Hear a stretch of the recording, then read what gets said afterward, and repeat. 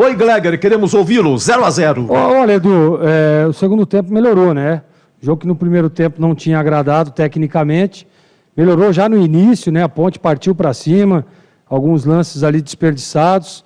Esse time da Chapecoense é um time muito chato, né? Aquele time chato, chato de marcar. Você vê esse Jonathan, o próprio Luizinho, o Claudinho, jogadores de uma marcação que se movimentam muito ali no sistema defensivo.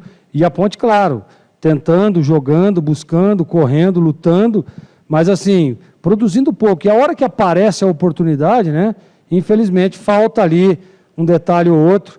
Naquele caso o Pedro Júnior, em 2 ocasiões, né, que ele poderia ter botado a bola na rede, acabou errando. Teve essa jogada do Fecim. Para mim o Fecim, eu não concordo com o ouvinte aí não, hein, que falou que ele foi por dentro, piorou. Para mim ele melhorou. Para mim ele criou ali algumas oportunidades. Ele, quando ele vai no 1 contra 1, ele sempre leva vantagem.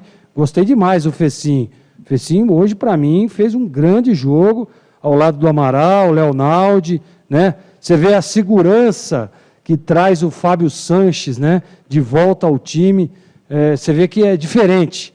A Ponte, ela corre, claro, alguns certos riscos dentro do jogo, né? Mas em um momento em que perde uma bola numa saída, né, pega desprevenido o time, quando você está ali, com o time postado, o time adversário com a bola, dificilmente consegue a penetração, consegue uma bola, sempre a diagonal está bem marcada, né, sempre a organização por dentro está bem postada os 2 zagueiros. Então, é isso que o Hélio precisa ajustar, né? Parar de ficar dando a bola para o adversário, numa saída infantil ali do Thiagão, quase toma o gol, naquela outra metida de bola, naquele lance de cabeça também com o Thiago Oliveira. Pô, Thiago, já é um menino da base, baita de um jogador, mas às vezes o excesso de confiança pode atrapalhar, hein?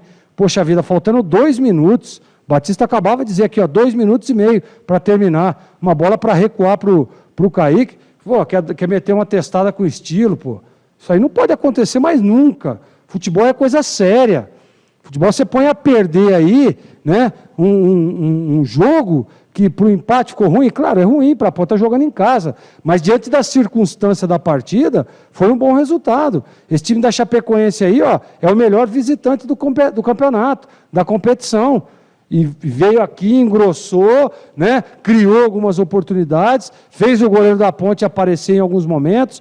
Teve uma bola ali no finalzinho ali com o Lima, que ele acabou desperdiçando, que estava na cara do gol. Se tem um pouco mais de calma, bota a bola na rede. Então, foi um jogo duro, difícil. Quem aqui disse que seria um jogo fácil, né, Edu? Então, assim, é claro que precisa melhorar, é claro que a Ponte tem alguns ajustes ainda a ser feito, mas a gente vê um time competindo, um time que voltou diferente para o segundo tempo, voltou mais agressiva, voltou tentando algumas jogadas. A substituição do Hélio foi interessante na hora que ele tira o Matheus Anjos. Eu concordo também com a grande maioria dos ouvintes aí dizendo, o Matheus Anjos é porque a dinâmica dele é diferente.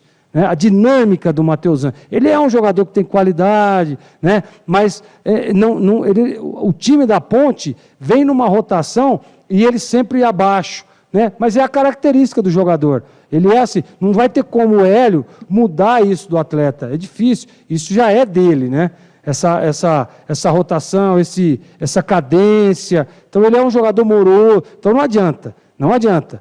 Eu também concordo, eu acho que pela cara que está dando o Hélio para esse time, o Matheus Anjos não se encaixa, né? Porque a hora que a Ponte precisa de um pouco mais de velocidade, precisa um pouco mais de agressividade, o Matheus pisa na bola, né? Dá uma cadência, e isso às vezes atrapalha, e atrapalha muito como atrapalhou no jogo de hoje. Depois que ele sai, você vê que o Luiz Fernando, pelo lado, tem algumas jogadas no 1 contra 1, parte para cima, o Fecim aparecendo um pouco mais, né? De frente para o gol. Então a Ponte melhorou na saída do Matheus Anjos. Claro que tem que fazer alguns ajustes, mas olha, Edu, diante da circunstância, de tudo que aconteceu no jogo, eu acho que a Ponte, não que deixou de marcar 3, mas ganhou um ponto na noite de hoje, Edu.